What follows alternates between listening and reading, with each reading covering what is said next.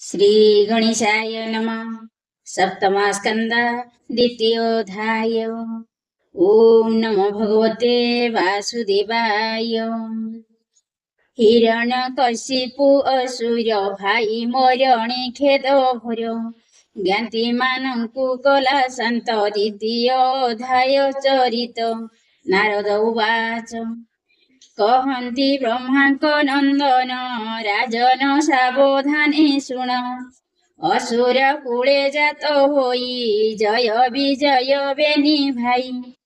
हिरण्य हिरण्याक्ष वीर तपे तोषिले वेद वर तिनि भुवने महातेजे असुर बल घेनी राजे हिरण्यकशिपु असुर बळे होइला राजेश्वर लोक विप्लव भयंकर त्रासे कंपिले सुर नर तार अनुज हिरण्याक गदा संग्रामी महादक्ष देव मनुष्य तार तुले गदा संग्रामी भाजी गले एबेनी लोक जिणी बळे विजय कला से पाताळे वरुण पुरे जाई मिली प्रचंड गदा ऊर्धे तोड़ी बोहिला मोते युद्ध दिय नहिले पाताळे न थाओ मोर ए पाताळ भुवन ए मन्ते गला केते दिन यज्ञ बराह रूपे हरि दंताग्रे धरणी उधरी से हरि थिले तार पुरे तिनि भुवन उपकारे असुर देखी गदाधर गदा प्रहारे कले चूर हिरण्यकशिपु ता शुणी कोपे कंपिला शिर झुणी अधर दर्शनी कामोड़ी हाहा सबदे शिर ताड़ी भातृनी धने से विकले चाहिला आकाश मुंडले सधुम दिशे दश दिश ता देखी कला महारोष कराल दंत उग्र दृष्टि ललाटे नाचिला भ्रुकुटी 16 उंचाई सभा मध्ये बोलई भातृशोक वादे भो भो दानव दैत्य गण कहई सावधाने शुण द्विमूर्ध त्रिनेत्र संवर हे शत बाहु हय शिर नमुची हे पाक इलोल हे विप्रचित शुण बोल फूलमा शकुन सहिते मोर सभा मध्ये जेते मोहर बोल बेगे कर ए शोक सागर उधर मोर बईरी देव लोके मनुष्य मध्ये क्षति थोके हरि की भजन्ति से नित्य विचार करी एक मत हरिर पक्ष आश्रय कले मोर भ्राता को संहारिले से हरि मोहर बईरी निर्दय नित्य अहंकारी मायारे नाना रूप धरे भक्त संगे से विहरे बालक प्राय तार गति एणु अस्थिर तार मति ए शूल मारी ता शरीरे तर्पण करी विरोधीरे मोर भ्रातार प्रिय अर्थे कहिली तुम्भर अग्रते से कूट नष्ट दुराचार तार विश्वासी लोक मारो से मोले मरिबे सकळे मूल काटिले जेन्हे डाळे जाबत न मोरई हरि ताबत भ्रम बसुन हरि ब्राह्मण क्षत्रि वैश्य जेते कृष्ण भजन्ति अविरते तपस्वी जन बेगे मार यज्ञर अग्निनाश कर स्वधाई अग्निव्रती जेते ताहाकु मार अविरते जे धर्म क्रिया मूल हरि से थाई तांग देहे पुरी ऋषि देवता पितृगणे जे थांती धर्म परायणी गुरु ब्राह्मण जहि जहि देव पठने मंत्राध्यायी आश्रम क्रिया जहि पाओ बेगे विनाशी अग्नि दियो ए मन्त्र राजा आज्ञा पाई असुरे गले सज होई स्वभावे असुर निर्दय प्राणी मारणी बड़ प्रिय तक्षणे पशिपुर ग्रामे गिरिवन तो क्षेत्राश्रमे खेटखर पट नानी स्थाने ऋषि आश्रम तपोवनी गुरु ब्राह्मण यज्ञ स्थान नळे दहिले दक्षिण खनिद्र घेनी महासुरे भेदिले प्राकार गोपुरे जीविका वृक्ष जेते थिले परशु हस्ते ता छेदिले ए मन्त्र राजार आदेशे धर्म नाशिले महारोषे निरते प्राणी नाश कले देवे आकाशु पळाइले लुचिले वनगिरी द्रोणे जेन्हे कानने पशु गणी ए मन्ते प्राणी नाश करी भातृ मरणी शोक करी भाईर प्रेत कार्य कला अनेक अन्नदान देला तर्पण श्राद्ध कर्म सारी भातृपुत्र को कोळे धरी तक्षणे अंतपुरे जाई सौहृद असुरंगुराई शकुनी संवर दृष्टिक भूत संतापना जे वृक जे काळो नाभ महानाभ हरित श्मश्रु भैरव उत्कच विकट वसाई अनुज पत्नी किड़काई ताहार नाम रुषभानु स्वामी मरणी महामनु माता संगते तांकु वाणी बसाई कहे मंजुवाणी हिरण्यकशिपुवाच हे माता बधू पुत्रे शुण संसार मायार भियाण मृत प्राणी किन सुमरी ए जीवन हई काहारी जीव मरण रिपु मुखे लभे अक्षय स्वर्ग सुखे तार मरणे चिंता नाही स्वर्गे बसिला मोर भाई ए भव संसार सागर प्राणिक क्रीडार मंदिर ए भवे किछि स्थिर नहे पथे पुथुकी जन प्राय छल छत्र रे प्राणी जन्ने श्रमे मिलन्ति जल पानी बसिण जल पान करी तहु चलन्ति श्रम सारी से जेने नुहई काहारी संसार घटे सही परी उपाधि वस्तु नाश जाई आत्मा के बेहन मरई ए आत्मा नित्य सर्वगत अवय शुद्ध गुण सत्व सर्वज्ञ सर्व परे रहे आत्मा रूप बहे वृक्षर छाई जड़े थिले से जड़ पवन चलिले वृक्ष चलिला प्राय दिशे से जेने उदके न मिशे बालके क्रीडारे घूरती भ्रमीण भूमि रे पड़ती चाहते पुरई संसार ए मन्ते माया क्रीड़ा घर एणु ए भ्रम गुण दोषे मन न रही विश्वासे अदेह होई देहवंत अज्ञानी जनकर मत अर्जिला कर्म फल बळे प्राणी भ्रमंती मही तळे संसार संजोग विजोगे शोक रस बेनी मार्गे ए अर्थे इतिहास कही सुन जनानी मन देई ପୂର୍ବେ ଯେ ପ୍ରେତ ବନ୍ଧୁ ତୁଲେ ଯେଭା ସମ୍ବାଦ ଜମ କଲେ ଶୁଣ ଜନନୀ ମନ ତୋଷେ ଯେ କଥା ଉସିନର ଦେଶେ ସୁଯଜ୍ଞ ନାମେ ରାଜା ଥିଲା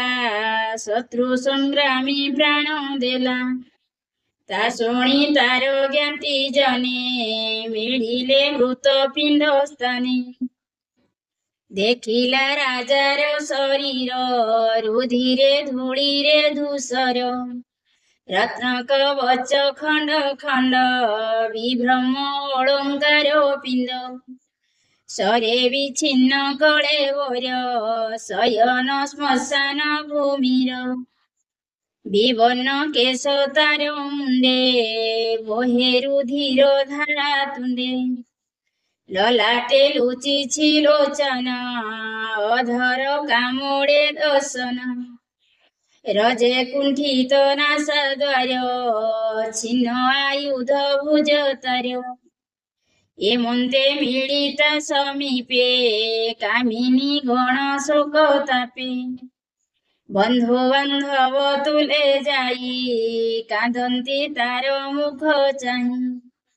ବନାଥ ତୋହର ବରଣୀ ତୋର ସକଳ ବଧୁ ଗଣି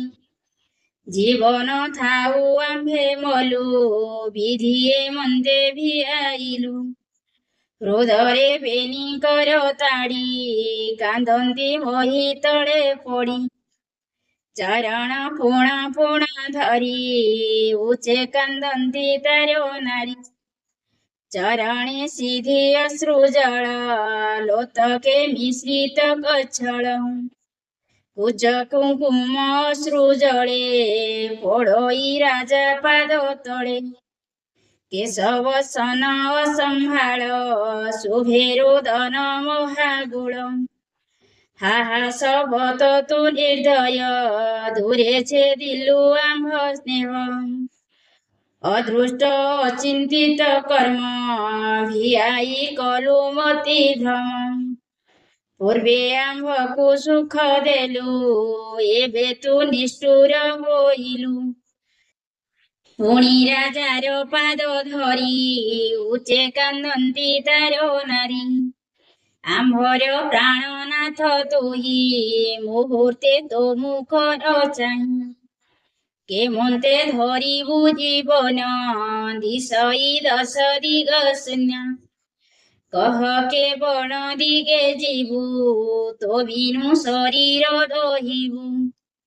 ଏମନ୍ତେ ପତି ପାଦ ଧରି ଉଚ୍ଚେ ରୋଦନ୍ତି ସର୍ବନାରୀ ଦହନ କରି ନ ଦିଅନ୍ତି ଦୁଃଖେ ରହିଲେ ଗୋତ୍ର ଜ୍ଞାନ୍ତି ଏମନ୍ତେ ରବି ଅସ୍ତ କଲା ଘୋର ତିମିର ଆଚ୍ଛାଦିଲା ଅତିରୋଦନ ତାଙ୍କ ଦେଖି ସମନ ଭୁବନ ଉପେକ୍ଷୀ ଶୋକ ନିବାରେ ଇଚ୍ଛା କରି ଯମ ବାଳକ ରୂପ ଧରି ବିଳୀନ ତାଙ୍କ ସନ୍ନିଧାନେ କହନ୍ତି କୋମଳ ବଚନି ଯମ ଉବାଚ आहे अद्भुत कथा देख ए सर्वे बयसे अधिक बालक प्राय न जानती अज्ञाने रोदन करती जे प्राणी जमु आसीथिला कर्म संगते करी खेड़ा तही की गला कर्म अंते जानी न जानती के मते कर्मर तुले रहे देही कर्म शरीरे के बारोही जहु होइला तान जानी देह को नित्य प्राय मणि अंते जही की प्राणी जीव एहा न जानी ब्रह्मा शिव संसार मध्य देह बही बालक मध्य धन्य मुनि पिता जननी मोर नाही भूलई अरक्षित होई व्याघ्र उलुक जंतु जेते केही तो न भखिले मोते ଗର୍ଭେ ଯେ ରକ୍ଷା କଲା ମୋତେ,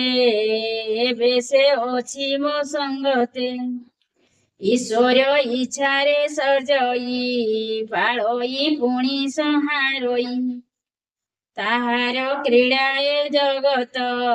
କେହବା ସୁତ ତାତ ମାତ। ଯେ ପ୍ରାଣୀ ନିଜ ପଥ ହୁଡ଼େ, ନିୟତ କର୍ମ ଯେ ବା ଛାଡ଼େ। କର୍ମ ତାହାଙ୍କୁ କରେ ରକ୍ଷା, ଗୁରୁଙ୍କ ପ୍ରାୟ ଦେଇ ଦୀକ୍ଷା। ବାଳକ ଗୃହେ ଥାଏ ଯେବେ, କର୍ମୀ ନଥିଲେ ଭାଗ୍ୟ ଭୋଗେ। ରକ୍ଷକ ଥିଲେ ହେମରଇ, ଅତି ଯତନେ ବେଗେ ଥାଇ। ଯେ ବାଳ ବନି ବିବର୍ଜିତ, ସ୍ୱଭାବେ ହୋଇ ଅରକ୍ଷିତ। ତାହାଙ୍କୁ ଦଇବ ରଖଇ, ବେଦ ପୁରାଣେ ଏହା କହି। ଏଣୁ ପ୍ରାଣୀ ଏ କର୍ମ ଫଳେ, ଜନ୍ମ ମରଣ ଏ ଶୟଣେ। ଆତ୍ମା ସକଳ ଦେହେ ଥାଇ, ଶରୀରୁ ଭିନ୍ନ ସେ ଅଟଇ। ଆତ୍ମାରୁ ଶରୀର ବିଖ୍ୟାତ, ମୋହ ଗହନେ ହୋଇ ଜାତ। ଗୃହସ୍ଥ ଗୃହେ ଥାଇ ଯେହ୍ନେ, ଆତ୍ମାକୁ ଗୃହ ଅନୁମାନି। ଯେହ୍ନେ ବୁଦ୍ବୁଦ ଜଳୁ ଜାତ, ମାଟିରୁ ଘଟ ଯେ ସମ୍ଭୂତ। ମୂର୍ତ୍ତିକା ଯେହ୍ନେ ଜଳେ ମାଡ଼ି, ବଜ୍ରେ ବସାଇ ରୂପ ଗଢ଼ି। ଅଗ୍ନି ସଂଯୋଗେ ଦୃଢ଼େ ଦହି, ନାନା ପ୍ରକାରେ ବସ୍ତୁ ବିହି। ସେ ଭାଣ୍ଡ ପ୍ରୟୋଜନ ଅନ୍ତେ, ପୁଣି ପଡ଼ଇ ଭୂମି ଗତେ। ସ୍ୱର୍ଣ୍ଣରୁ କୁଣ୍ଡଳ ହୁଅଇ, ବିନାଶେ ନିଜସ୍ୱ ରହଇ। ମିଶଇ ବୁଦ୍ବୁଦ ଜଳରେ, ଘଟ ବିଲୀନ ମୂର୍ତ୍ତିକାରେ। ତେସନେ କାଳ ଭୋଗେ ଜାତ, କର୍ମ ଭୋଗେଣ ଜୀବ ମୃତ। ବିନଷ୍ଟ ହୁଅଇ ଶରୀର, ଆତ୍ମା ଚଳଇ ନିରନ୍ତର। ଅନଳ ଯେହ୍ନେ ଦାରୁ ମଧ୍ୟେ, ଭିନ୍ନ ପ୍ରକାଶେ ବସ୍ତୁ ଭେଦେ। ପବନ ଦେହ ମଧ୍ୟେ ଥାଇ, ନାସିକା ରନ୍ଧ୍ରେ ସଞ୍ଚରଇ। ସେହି ନ ଲାଗେ ତାର ଦେହେ, ସର୍ବ ସଞ୍ଚରି ଭିନ୍ନେ ରହେ। ଆକାଶ ସର୍ବବ୍ୟାପୀ ରହେ, କାହାରି ସଙ୍ଗେ ଲିପ୍ତ ନୋହେ। ଏ ଜୀବ ପୁରୁଷ ବେମନ୍ତ, ସ୍ୱଭାବେ ତ୍ରିଗୁଣେ ଯନ୍ତ୍ରିତ। ସୁଯଜ୍ଞ ରାଜା ଏ ନୁହାଇ, ରୋଦନ କର କାହିଁ ପାଇଁ। ଶ୍ରୋତା ବତା ନାହିଁ ଏଥେ, ରୋଦନ ଶୁଣିବ କେମତେ। ଏ ଦେହ ମଧ୍ୟେ ଆତ୍ମା ଥାଇ, ଇନ୍ଦ୍ରିୟ ସଙ୍ଗେ ପ୍ରକାଶଇ। ସେ ଏଥୁ ଗଲା ଅନ୍ତରିକ୍ଷେ, ଦେଖ ଏ ମୃତ୍ତିକା ପ୍ରତକ୍ଷେ। ପାର୍ଥିବ ବିକାର ଏ ଦେହି, ପୃଥିବୀ ସଙ୍ଗେ ଅଛି ଶୋଇ। ଯାହାକୁ ଶୋକ ତୁମ୍ଭେ କର, ଏ ପ୍ରାଣ ଦେହରୁ ସେ ପର। ଏ ପଞ୍ଚଭୂତ ଇନ୍ଦ୍ରିଗଣ, ମନଟି ଏହାଙ୍କ କାରଣ। ଆତ୍ମାଟି ଏହାଙ୍କର ସଙ୍ଗେ, ପ୍ରକାଶ ଉଚ୍ଚ ନିଚ ଅଙ୍ଗେ। ସେ ନିଜ ତେଜେ ପ୍ରକାଶଇ, ଶରୀର ଘେନଇ ଛାଡ଼ଇ। ଯାବତ ଆତ୍ମା ଦେହେ ଥାଇ, ତାବତ ଲିଙ୍ଗ ରୂପ ବହି। ଏ ଜୀବ କର୍ମରେ ବନ୍ଧନ, ଏହା ନ ଜାଣି ମୂଢ଼ ଜନ। ଏଣୁ ଏ ଗତାଗତ ପଥେ, କ୍ଲେଶ ଲୋଭଇ ଅବିରତେ। ତେଣୁ ଏ ମିଥ୍ୟା କଳେବରେ, ଅତଥ୍ୟ ପ୍ରାୟ ସ୍ଫୁରେ। ଯେମନ୍ତେ ସ୍ୱପ୍ନ ମନୋରଥେ, ଭ୍ରମଇ ଇନ୍ଦ୍ରିୟଙ୍କ ପଥେ। ଦେଖଇ ସତ୍ୟ ପ୍ରାୟ ତାହା, ନିଦ୍ରାର ଅନ୍ତେ ହୁଏ ମାୟା। ଏହାକୁ ନିତ୍ୟ ନିତ୍ୟ ମତେ, ପଣ୍ଡିତେ ନ ଘେନନ୍ତି ଚିତ୍ତେ।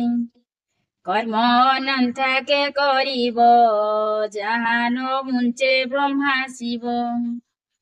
शुण कहिबा पूर्ववाणी मुंजे बालक अछि पुणी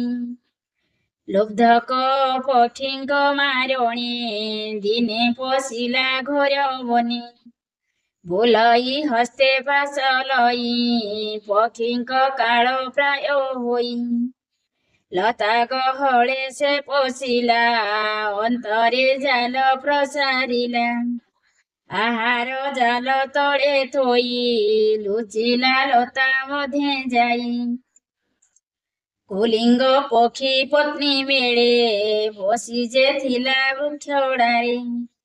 आहार देखि जाल तले पशिला क्षुधार विकळे लोब्धक जाल पासे छंदी तार पक्षिणा हेला बंदी पत्नी बंधन पति देखि तक्षणे आसन उपेक्षी वृक्षर उचडाळे बसी निर्घाते निश्वास साहसी अति व्याकुळ दुःख मने लोतक बहाई नयने कर्म आदरी शून्य चाही बोलई शून्य को नाही हा दैव तु निर्दया मोर विषये कलु माया कषण देलु पत्नी हेने जीवन धरिबी केशने शरीर अर्ध अंग नारी अर्धे के बा देह धरी बालके अछन्ति मो बासे कि घेनी जीवी तांको पासे तांको देहे बक्ष नाही केमंत पोषिब हि मुहि बालके मोर मातृहीन जीवन धरिबी केशन माता को लोड़ीबे निरंते मु ताहा सहिबी केमंते एमंत वृक्ष डाले थाई विकले कुलिंग कांदई पत्नीर देहे देहि मन क्षण क्षणंके अचेतन हेमंत व्याधि वृक्ष तले मिलिला चरणा निश्चले नाराच बिंधी तांको मारी मुदीन थोइला पंजरी तक्षणे निज पुरे गला शुणंग नृपति अबोला आत्मार गति त न जान सुजन वचन असुण सतेव रस एहि ठावे रोदन करुथिब जेबे तेबे कि उठिब शरीर ये ज्ञान बुडिला तुम्भर हिरण्यकशिपु वाच बालक वचन हेमंते शुणी सकल एक चिते माया छाड़िले ज्ञान पाई उठिले कुआरे चाही बोलंती मिथ्याए संसार अनित्य जीवन शरीर जमये उपदेश देला तक्षणे अंतर्धान गला तहु से ज्ञाति गोत्र मेले राजार प्रेत कार्य कले एणु मो अनुज मरणी शोक करिबा कि कारणी एमंत माया ए संसार के निज के बा अछि पर नारद उवाच एमंत शुणी पुत्र कथा शोक छाड़िला राजमाता पुत्र वधू को शांति करी तत्व वचन मने धरी दीति छाड़िला पुत्र शोक ब्रह्मरे निवेशी विवेक कहईरास जगन्नाथ सप्तम स्कंदे भागवत नारद मुनि अनुरागे कहिले धर्म सुत आगे ए वाणी तत्व ज्ञान सार शुणी संसारु प्राणी तर इति श्रीमद्भागवते महापुराणे परमहंस संहिताया सप्तम स्कंदे दीति शोकापनयन नाम द्वितीयोऽध्याय।